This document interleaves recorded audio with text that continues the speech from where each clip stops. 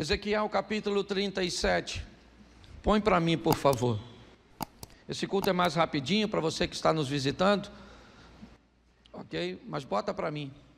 Veio sobre mim a mão do Senhor, e o Senhor me levou em espírito e me pôs no meio de um vale que estava cheio de ossos, e me fez andar ao redor deles, e eis que eram muito numerosos sobre a face do vale, e estavam sequíssimos.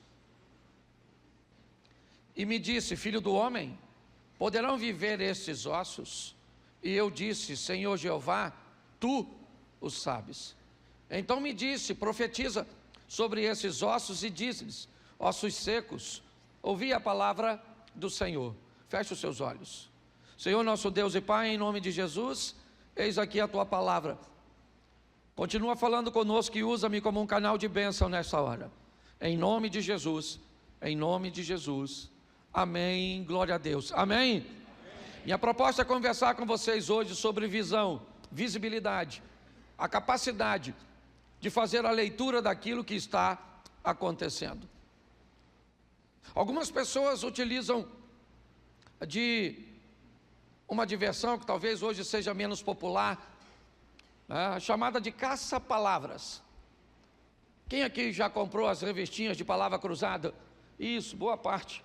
Provavelmente você é mais velho um pouquinho, certo? Mas caça-palavras, dentre as palavras cruzadas, aquelas pequenas charadas, onde você define a palavra, na quantidade de sílabas ou de letras.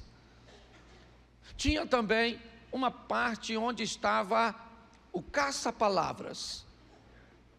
No caça-palavras, num cantinho você tinha uma relação de palavras que estavam escondidas no meio de todas aquelas letras. Ela poderia estar de forma convencional, escrita da esquerda para a direita.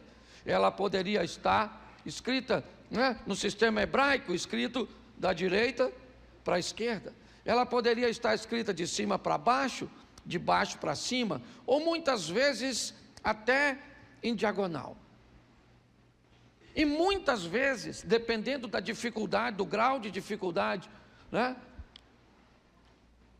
em algum momento você tinha a sensação de que a palavra que você estava procurando não estava ali. Ou seja, você estava olhando, mas não estava vendo. Ela estava oculta, escondida, meio que codificada naquele ambiente. Então você olhava e alguém te dizia que a palavra estava ali, mas você olhava e não via. Você não estava cego, não. Você enxergava bem, mas você não conseguia identificar, localizar, e é sobre isso que eu quero conversar com você hoje. A dificuldade que as pessoas estão enfrentando, a cegueira cuja qual a Bíblia fala com tanta frequência. O texto que eu acompanhei com vocês, o que Deus está fazendo é testando a visão do profeta. É isso que está acontecendo aqui. Deus quer saber o que Ezequiel, ou como Ezequiel é capaz de enxergar um ambiente de caos ao seu lado. Olha bem, a proposta de Deus é trazer ordem para Israel, ordem para a igreja, ordem para o Brasil, ordem para o mundo, ordem para o projeto Recomeçar, ordem para a família Duarte, ordem para a sua família, ordem para os seus negócios. É trazer organização, ordem. Mas como isso vai acontecer se você não consegue ver? O texto em que lemos diz: o Espírito do Senhor me conduziu a um vale que estava cheio de ossos, e Ele me fez andar ao redor do vale. Ou seja, Deus fez Ezequiel enxergar a situação, ter um panorama, Então ele diz: e eu andei, e vi que eram muito numerosos sobre a face do vale, e estavam sequíssimos. Então tá bom. Mas aí Deus chega para Ezequiel e diz: Ezequiel, mediante ao que você viu, eu preciso lhe fazer uma pergunta: poderão viver esses ossos? Este casamento pode ser restaurado? Essa enfermidade pode ser curada? Essa família pode se reagrupar e viver em comunhão? Este negócio pode sair da falência? É mais ou menos isso, já fazendo uma adaptação rápida. Um ambiente de caos. Quem é que está nele? Ezequiel. E Deus pergunta: mediante ao que você vê, Ezequiel, eu preciso que você me diga: poderão viver? E Ezequiel diz: o Senhor é que sabe. A situação está tão ruim. O que Ezequiel está enxergando são ossos sequíssimos, como ele narrou. Não tem nenhum vestígio de vida, não tem nada. Mas Ezequiel, ele diz: Senhor, o Senhor é que sabe. É o Senhor que sabe. Porque o Senhor está no mundo espiritual e eu no mundo físico, terreno. Se o Senhor quer saber o que eu estou enxergando, eu já narrei. Muitos ossos e secos demais. Na minha ótica, se o Senhor quiser a minha opinião, aliás, o Senhor já sabe, eu vou dizer para o Senhor: o meu casamento acabou. Se o Senhor quer saber a minha opinião, eu não quero nunca mais conversar com a minha sogra. Eu não quero nunca mais voltar para aquela igreja. Eu não quero nunca mais colocar o pé naquela empresa. Eu não quero voltar naquele médico que me deu aquele diagnóstico. Se o Senhor quer saber a minha opinião não é boa. Mas eu não vou ficar com a minha, eu vou ficar com a do Senhor. O Senhor é que sabe. E aí Deus disse: então se sou eu que sei, faz o seguinte, profetiza.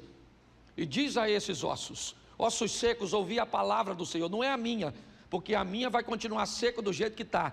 Mas quando o caos recebe a ordem da palavra do Eterno, aquilo que está desorganizado precisa trazer ou retornar à organização. O que Deus está mostrando é a visão, e é isso que eu quero mostrar a você. Vou te dar bastante texto, mas vou falar pouquinho. Mas preste atenção nesse texto para nós adiantarmos. Mateus 6, verso 22. A candeia do corpo são os, de sorte que se os teus olhos forem, todo o teu corpo terá. Se porém os teus olhos forem, todo o teu corpo será. Se portanto a luz que há em ti são, quão grandes serão tais? Preste atenção em mim. Mais um texto falando de visão. A candeia do corpo são os olhos. Os olhos aqui não são os olhos físicos. Se você tem um problema, você pode buscar uma lente, algo que substitua a sua deficiência, algo que aumente a sua capacidade de enxergar. Ok? Você tem uma deficiência visual, então o que você faz? Você procura um oftalmologista, ele coloca você diante de um aparelho, onde vai fazer todos os exames, e aí um dos últimos exames é colocar você num aparelho, onde ele vai substituindo as lentes, e vai perguntando a você, como está a sua visão com aquela lente. Então ele coloca aquela lente sobre os seus olhos, e agora você não enxerga mais apenas com os seus. Você recebe uma lente, e essa lente aqui dá a você condições de enxergar. Assim você corrige visão física, vamos dizer assim. Porém o texto diz: a candeia do corpo são os olhos. Se os seus olhos forem bons, todo o teu corpo terá luz. Tua vida, teus negócios, você vai viver num ambiente de vitória, talvez não confortável, de batalhas, de lutas, de enfrentamentos, mas a sua ótica do Novo Testamento bate com a do Velho Testamento, porque o Deus que fala em Mateus é o mesmo que fala com Ezequiel no Velho Testamento. O olho bom é aquele olho que olha todas as coisas, sabendo que Deus está no controle de tudo, e que todas as coisas cooperam para o bem daqueles que amam a Deus. Isso é um olho bom. Ele está olhando para o caos, o pau está quebrando, e ele sabe que Deus está ele está com medo, ele está inseguro. Ele sabe que pode atingir sua casa, sua família, seus negócios, sua igreja, mas ele sabe que Deus está onde sempre esteve, no controle de todas as coisas, e aquele que há de vir virá e não tardará. Mas aí ele diz: se os seus olhos forem maus, todo o seu corpo será tenebroso. Sua vida, tudo aquilo que você tem, inevitavelmente vai enfrentar a escuridão, as trevas. Se você achar que o perigo é tão grande, não que não seja, mas se você achar e não conseguir enxergar Deus com você, sua vida, seu mundo se torna tenebroso. Mas aí ele faz uma observação.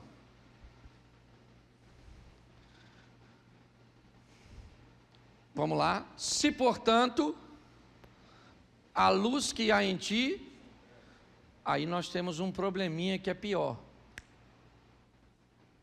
Se, porém, você não souber que está em trevas, nada pior que tentar corrigir alguém que está errado, mas pensa que está certo. Já ouviu a expressão: o pior cego é aquele que não quer? Por quê? Porque ele pensa que está na luz, mas ele está em... E aí, quão grandes serão tais? Por quê? Porque ele se adaptou a viver nas trevas, e ele sente que está na luz. Isso é fácil de compreender.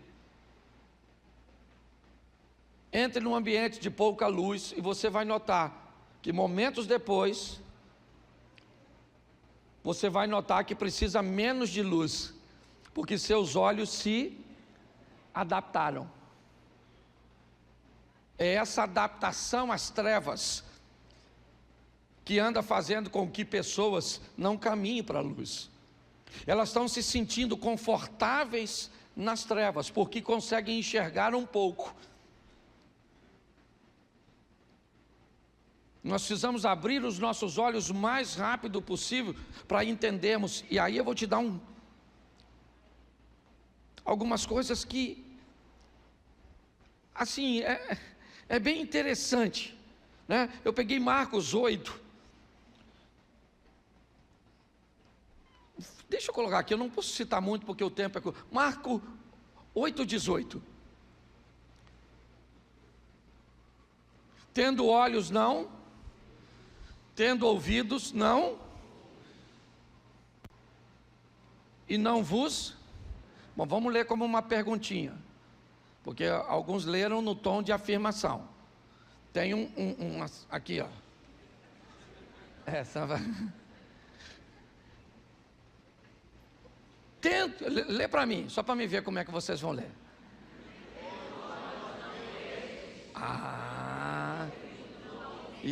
Tendo olhos não vedes? Tendo ouvidos não ouvides? Sim ou não? E não vos? Falta 3 coisas aqui na pessoa, que é visão, audição e memória. Entendeu? Visão, audição e memória. O cara que está cego, não. Ele só vê, mas não enxerga. Ele está surdo. Ele só escuta, mas não ouve, não entende. Ele perdeu a memória? Não, ele só não lembra. Preste atenção que é muito importante nós entendemos. Primeiro, certo? Eu sei, porque eu vejo pelos olhos da fé, que Deus está com a igreja. E que tudo que se levantou contra a igreja caiu ao longo dos anos, dos séculos, e de tudo que já passou. Porque o Deus que estava com a igreja lá é o mesmo Deus que está com a igreja hoje. Então eu vejo a igreja triunfante. Não tem esse negócio. Dentro de nós tem coisa que nós nem sabemos, e é só nos apertar que Deus levanta dentro de nós posicionamentos e posturas, certo? E recursos e coisas extraordinárias. O que eu não posso é deixar de ouvir o que Ele está dizendo, entender o que Ele está dizendo. Mas preste atenção agora como isso é difícil. Marcos, capítulo 8, verso 5. Bota o 8, 5. E perguntou-lhes, quantos pães? E disseram o quê? Lá do leste do mar da Galileia, Decápolis, terra dos gentios. Jesus está saindo do sul do Líbano e agora caminha naquela direção. Ali ele vai fazer a segunda multiplicação dos pães. 4.000 pessoas inicialmente são registradas ali. O que ele tem para fazer o milagre? Ele pergunta aos seus discípulos: quantos pães nós temos? E eles disseram: nós temos 7 pães. Temos alguns peixinhos, mas 7 pães para alimentar uma multidão. Eles olham e o que eles estão vendo são 7 pães. Os 7 pães que estão para ele, estão para todos os discípulos, estão para todas as pessoas, estão para Jesus. A ótica do que está sendo visto é algo insignificante, ínfimo, pequeno demais para resolver o problema. Só que tem alguém diante do pouco. Tem alguém ali, e esse alguém é Jesus. E quando Jesus pergunta para ele quantos pães nós temos, e eles dizem 7. Da outra vez, quantos pães tinham? Quantos? 5 pães. Agora tem até mais do que antes. Mas o teste é sempre o recurso ou o fato real e a mente espiritual. É sempre isso. Sempre. O que é sonho? Sonho é aquilo que nos leva para um ambiente onde o braço dos recursos sempre será menor do que eu desejo alcançar. Então a mente, ela tem que mudar. São os olhos. A maneira de enxergar as coisas, ela precisa evoluir. Se você não tiver uma mente, você não faz. Nós estamos, quando eu falo para vocês que nós vamos fazer uma igreja de 17 milhões, porque cada dia aumenta mais. Algumas pessoas devem pensar assim: meu Jesus, se eu tiver 17 milhões, eu não trabalhava mais para ninguém. De onde nós vamos conseguir tanto dinheiro? Você acha muito? Puxa vida, eu não acho. É muito para mim, é muito para você, mas não é muito para o Deus que nós servimos. Porque se eu começar a achar que Deus está com problema financeiro, é melhor eu ir para o inferno, porque vai faltar picanha no céu.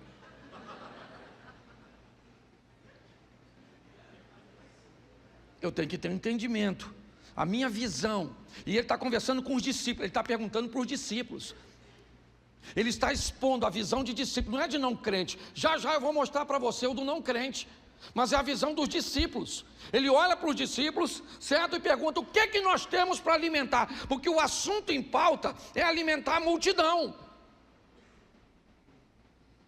Então Jesus pergunta para eles: para alimentar 4.000 pessoas, nós temos o quê? Nós temos 7 pães. Se tu está lá, o que tu fala?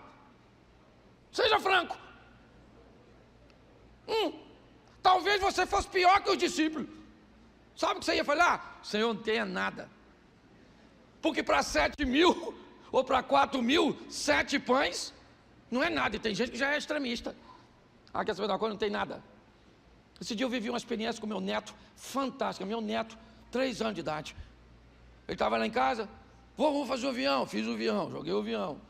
Desce a escada, pega o avião, sobe a escada, joga o avião pela janela. 3 subidas e descidas, eu descobri que o avião era uma furada. Eu falei: meu filho, deixa esse negócio de avião para lá. Ele falou: vô, faz um barco e bota na piscina. Eu falei: aí melhorou, que a gente desce uma vez só. Fiz o barco, botei na piscina. O barco despedaçou tudo. Ele falou: vô, o senhor faz um dinossauro? Eu vi: dinossauro de papel, filho? Não quero um dinossauro, vou dinossauro, aí nós vamos para certo? O pai da ignorância, o Google. Entrei no Google, falei: dinossauro de papel. Aí peguei uma folha, ele pegou a dele, botou do lado do meu, e eu dobrava o meu, ele queria que eu dobrasse o dele, e o vídeo está passando, e eu dobro o meu, olho para o dele. E é homem, se a mulher dobra, faz não sei o que, chuta, brinca, mas homem, eu estou ali naquela tribulação, que aquilo foi me dando uma agonia. Eu fui e falei para ele: ô menino, eu não sei fazer nada. E aí meu neto me disse: não fala isso, vô. Eu falei: não fala o quê? Não fala que você não sabe fazer nada, porque você sabe sim. Eu falei: nossa, meu pastor, e nada me faltará. Você está rindo, mas é sério, certo? Aparentemente não é nada, é ou não é? Pouco recurso. Você já se deparou de uma situação que você não tem quase nada, ou o que você tem é insignificante? Deixa eu falar uma coisa para você. Deus disse para mim e para você: estarei convosco. Isso significa quando você estiver com dinheiro, sem dinheiro, com saúde, sem saúde, quando você estiver acompanhado, quando você estiver sozinho, quando você estiver são, quando você estiver doente. Sempre Ele vai estar lá. Então Ele está dizendo para o discípulo: o que você tem? Ele falou: só tem 7 pães. Ele falou: então vamos para os 7 mesmo, já fizemos com 5, vamos embora. E mandou bala, sim ou não? Mas no 11 ele conversa com outro grupo. Preste atenção. 8:11. Saíram os fariseus, agora são os fariseus, e começaram a disputar com ele, pedindo-lhe para o tentarem um sinal no... Preste atenção. Eles querem um sinal. Que sinal? Na verdade, o que Jesus está dizendo, não vai ter nenhum sinal para vocês, porque o que já está acontecendo diante de vocês, e vocês não conseguem enxergar, não adianta eu mostrar nada a vocês. Qualquer coisa que eu mostrar a vocês, você irá rejeitar, porque o problema não é que não está acontecendo, o problema é que você não está a fim de ver. Não adianta a pessoa melhorar, se você não quiser enxergar que ela está melhorando. Não adianta seu marido se esforçar, se o seu modelo mental já está exposto a um homem que ficou 30 anos sem mudanças. Chega um momento que, se você não reformular sua mente, não abrir sua mente para enxergar, você vai continuar pedindo sinais. Aí eu vou para a igreja para Deus falar comigo. Não, hoje não falou comigo. Nós precisamos ter esse entendimento, amadurecer. E qual é o grande desafio? É a mente. Se alguém te entrega um objeto que você nunca viu, e ele não se parece com nada do que você já viu, Porque a mente é assim. Todas as vezes que você olha para algo que você não conhece, instantaneamente, instantâneo, ela compara aquilo a tudo que você já viu durante a sua vida. E aí ela vai te dizer: será que é isso? Será que é aquilo? Você vai chutando, trazendo exemplos para aquilo que você viu, de coisas que você viu anteriormente. É assim que a mente funciona.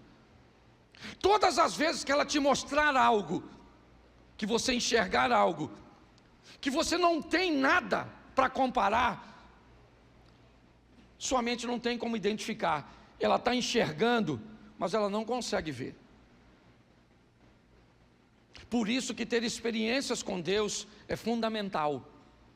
Porque Deus vai fazer você viver coisas cujas quais você nunca viu, o que os olhos nunca viram, o que o coração nunca sentiu.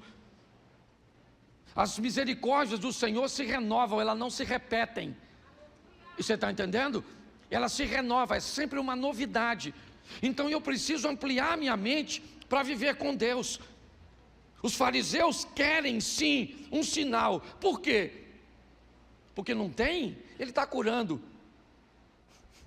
certo? Ele está ressuscitando, está tudo diante dos olhos deles. Eles estão vendo? Sim, mas eles não estão entendendo.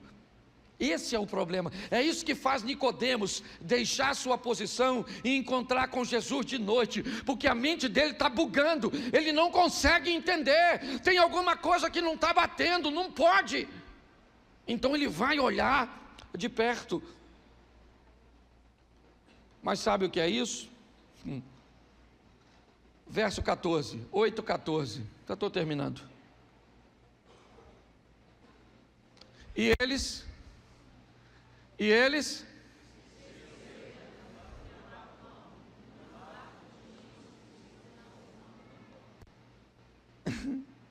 entendeu na leitura?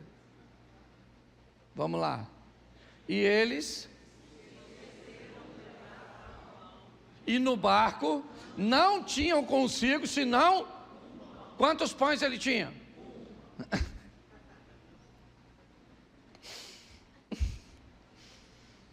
E ele se esquecer de levar um pão. Quantos pães ele tinha? Nenhum! Está escrito ali.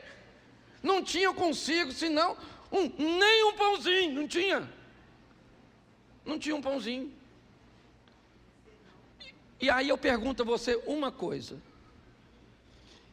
Do outro lado eles fizeram o quê? Viram o quê? A multiplicação dos pães, sim ou não? Eu pergunto a você, por favor, me ajude. Quantos cestos de pães sobraram? Quantos? Primeira multiplicação dos pães, Cafarnaum. Jesus pega 5 pães e 2, alimenta uma multidão e sobra 12 cestos, mostrando que que Deus tem alimento para seu povo, 12 tribos de Israel. Por isso que sobrou 12. Agora ele vai para o lado leste, Decápolis, a terra dos gentios, fazer a segunda multiplicação dos pães. Sobra 7 cestos, mostrando que Deus tem alimento para as 7 nações pagãs. Ok? Os caras estão com 7 cestos de pão. Esquece. Por isso que eu falo, se tem uma discípula, o pão ia.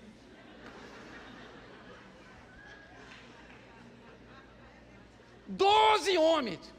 É igual a história, eu falei isso aqui no encontro de casar. O marido falou que ia no banco. A mulher falou assim: você traz um negócio para mim do mercado? Ele falou: o que é? Ela falou: só 3 coisas. Pega o papel e a caneta. Ele falou: não, pode falar. Ela falou: pega o papel e a caneta. Ele falou: fala que eu não esqueço, é só 3. Ela falou: é melhor você pegar. Ele falou: fala, menino, eu estou com pressa. Aí ela falou: tá bom, arroz, alho e óleo. Aí ele foi, arroz, alho e óleo. Pagou as contas, foi para o mercado, chegou no mercado. Aí o rapaz que ajuda, né, perguntou: moço, o senhor precisa de ajuda? Ele falou: é que minha mulher pediu para eu comprar 3 coisas. E eu esqueci. Estou tentando lembrar aqui. Aí o rapaz perguntou: o senhor não lembra de nada? Ele falou: a única coisa que eu lembro foi papel e caneta. É a única coisa que eu consigo lembrar. Então preste atenção. Os caras estão de... Eu fico pensando como é que alguém esqueceu. 7 cestos ficou para trás. Eles entram, certo? E aí Jesus vai falar algumas coisas com eles, mas isso eu vou falar no segundo culto, porque eu preciso terminar e vou para o último. Marcos 8, 22. Aqui eu começaria a pregar. Chegou a Betsaida e trouxeram-lhe e rogaram-lhe que lhe... Vamos lá. E tomando o cego pela mão, levou para fora e cuspindo-lhe nos olhos e impondo-lhe perguntou se via alguma. Levantando ele os olhos, disse: vejo-os, pois os vejo como... Verso seguinte: depois tornou a pôr-lhe as mãos nos olhos, e ele, olhando firmemente, ficou restabelecido. Ele já via ao longe e isso. Volta para o verso 25, aqui. Depois tornou a pôr-lhe as mãos. Tá. Volta no verso 22. Chegou a Betsaida e trouxeram-lhe um cego e rogaram para que lhe... Eu separei 6 coisas e só vou citar, eu não vou poder falar aqui. A primeira coisa que esse cego, ou que vai acontecer com ele vai ser conduzido.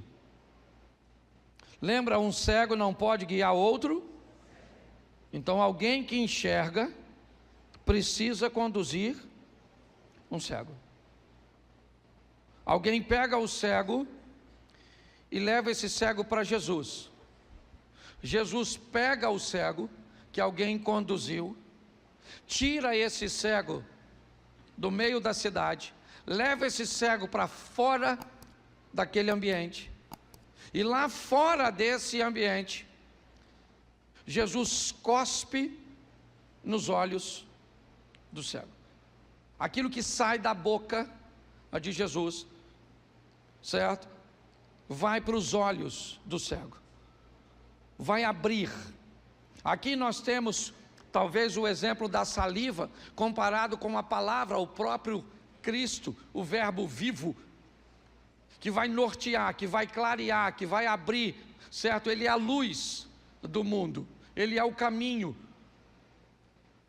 Para que esse cego veja, Jesus precisa tirar ele do ambiente onde ele está. É muito importante nós entendermos isso. Não é que o ambiente onde você está, você deve se afastar dele para sempre. Não é isso. Mas muitos de nós somos retirados do ambiente onde estamos para vivermos um milagre e depois sermos devolvidos para o ambiente.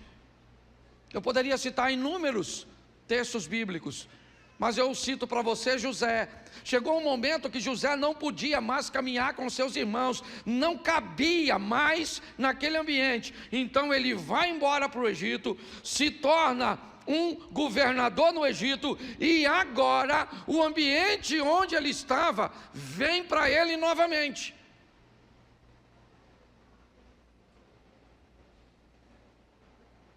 Por um tempo ele se afastou dele, mas agora ele cabe nele, ou ele pode estar perto dele. Quando nós olhamos para isso, nós vemos que Jesus tira o cego, cospe no olho dele, impõe a mão e ele levanta os olhos. Jesus pergunta: você está vendo alguma coisa? Provavelmente para ele não fazia nenhuma diferença em que rumo estava olhando, Então provavelmente ele estava de cabeça baixa. Quando Jesus toca e pergunta: o que você vê? Ele suspende, ele leva os olhos, e aí ele disse: olha, eu estou vendo homens, mas eu estou vendo homens como árvores que andam. Eu já não estou como estava antes. Eu gosto desse modelo, que não é único, mas é real, que é a mudança gradativa, a mudança parcial. Tem gente que entra na igreja e Jesus diz: eu quero que você veja, e imediatamente ele fica curado, imediatamente ele para de falar palavrão, imediatamente ele muda seus costumes, imediatamente ele passa a se vestir de outro jeito. Mas esse não é o único modelo. Jesus toca no camarada e pergunta: você está vendo? Ele disse: eu estou vendo, mas eu estou vendo homens como árvores que andam. Jesus disse: então vem aqui. Vem aqui porque eu preciso tocar em você novamente. E aí toca nele. Eu gosto da tradução, aqui diz que ele olhando firmemente. A minha tradução diz que Jesus mandou ele olhar para cima, para o alto. Olha para cima, cara. E agora ele fica curado. Sua visão fica restabelecida. Ele não foi curado ou teve a vida transformada como o outro. Não, o modelo dele foi diferente. Ou eu amplio minha visão, e a cada dia que passa, quanto mais eu descubro e converso com algumas pessoas, menos eu descubro que eu enxergo. Mais cego eu descubro que eu era. Quanto mais dispostos nós estejamos de olhar para as situações e vermos com os olhos da fé, saber que Deus está do lado do meu casamento, do lado dos meus negócios, do lado da minha vida cristã.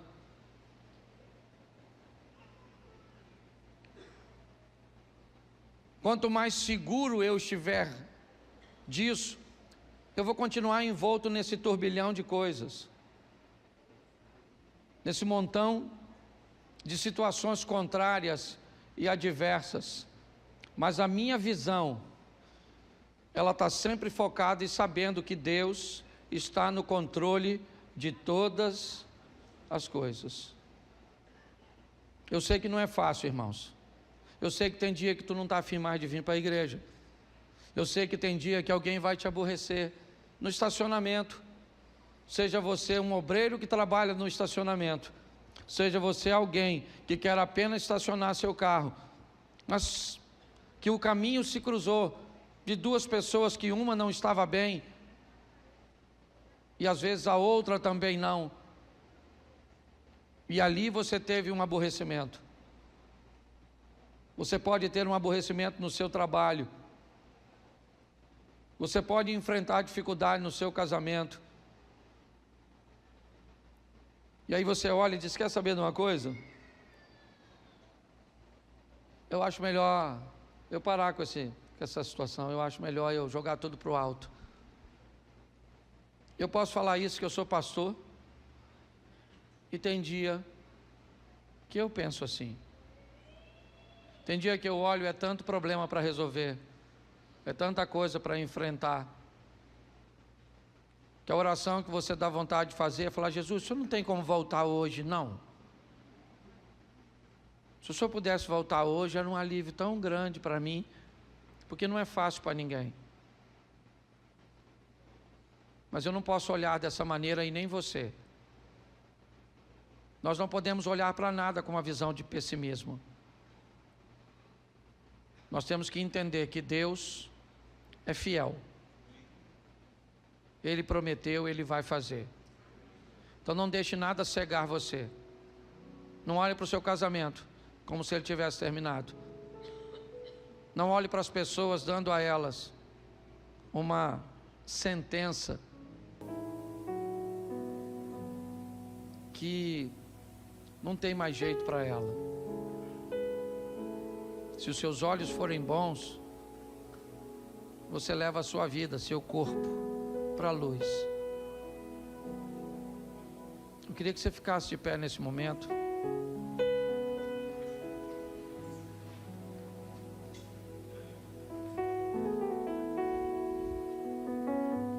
Feche seus olhos.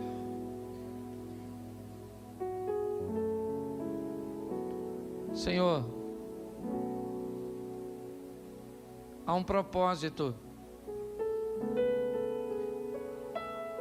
há um sistema para remover a nossa visão,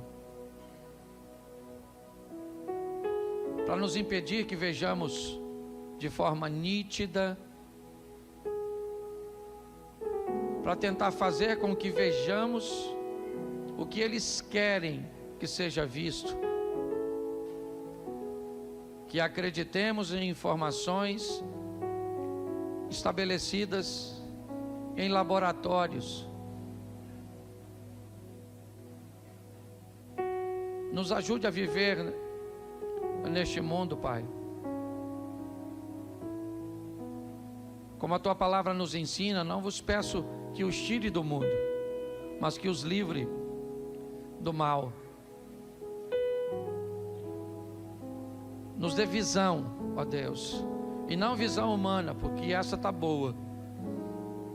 Faça com que nós, homens, vejamos o nosso casamento, a nossa família, a nossa esposa, os nossos filhos, com uma visão dos céus, com uma visão espiritual.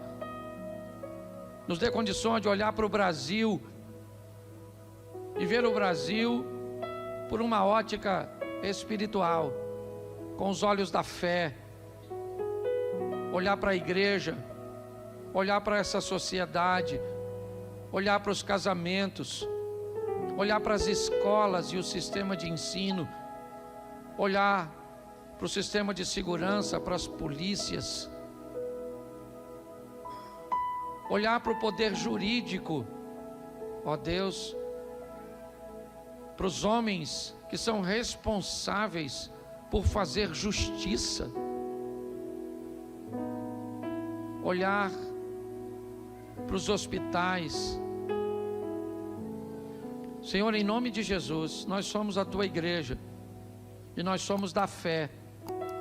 Nós não retrocedemos, nós vamos adiante para a conservação da alma, mas tem sido difícil, Senhor, para nós guardarmos a nossa visão.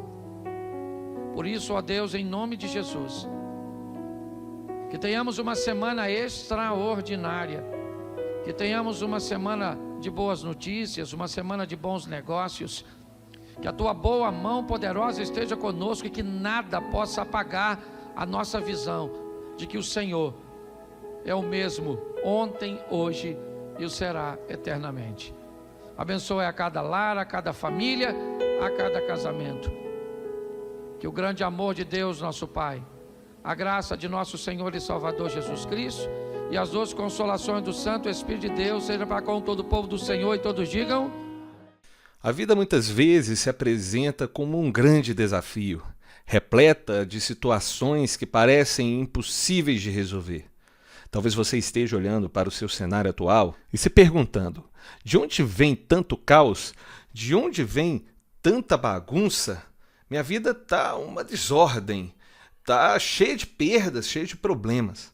Mas olha só, Deus nos convida a enxergar além da superfície, a ver com os olhos espirituais e a reconhecer as oportunidades de transformação que Ele coloca diante de nós. Em Ezequiel, no capítulo 37, encontramos o profeta diante de um vale de ossos secos. À primeira vista, tudo o que ele via era morte e desolação. No entanto, Deus lhe perguntou: Filho do homem, poderão esses ossos viver? Essa pergunta não era apenas sobre os ossos, mas sobre a visão do profeta. Será que Ezequiel conseguiria enxergar o que Deus estava prestes a fazer? Ter uma visão espiritual é fundamental para interpretar corretamente as circunstâncias ao nosso redor. É fácil nos deixarmos levar pelo que os olhos naturais veem, pelo que os nossos sentidos sentem. Mas a palavra nos ensina a caminhar pela fé e não por vista, como está escrito em 2 Coríntios, no capítulo 5, verso 7. Deus é capaz de trazer vida onde parece haver apenas morte, de transformar cenários impossíveis em testemunhos de vitória. Você tem exercitado a sua fé para enxergar além da superfície? Só exercitando, estudando e praticando a palavra de Deus que conseguimos entender para além daquilo que nos é mostrado. Muitas vezes as respostas de Deus estão escondidas, assim como as palavras em um caça-palavras. Exigem que busquemos, que tenhamos paciência, discernimento.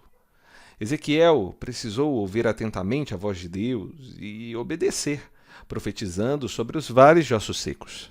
Ele não apenas viu a transformação acontecer, ele foi parte dela. Quando Ezequiel profetizou, os ossos começaram a se ajuntar, os tendões e a carne apareceram, e finalmente o Espírito de Deus trouxe vida. Isso nos ensina que a palavra de Deus é a chave para a restauração e a transformação. Se você está enfrentando situações muito difíceis, declare a palavra de Deus sobre elas. Não importa o quão desafiadora seja a sua situação, lembre-se, Deus não vê o caos como um fim, mas como um começo, como algo novo. Ele pode transformar vales de ossos secos em exércitos de homens vivos e situações sem esperanças em testemunhos de vitória.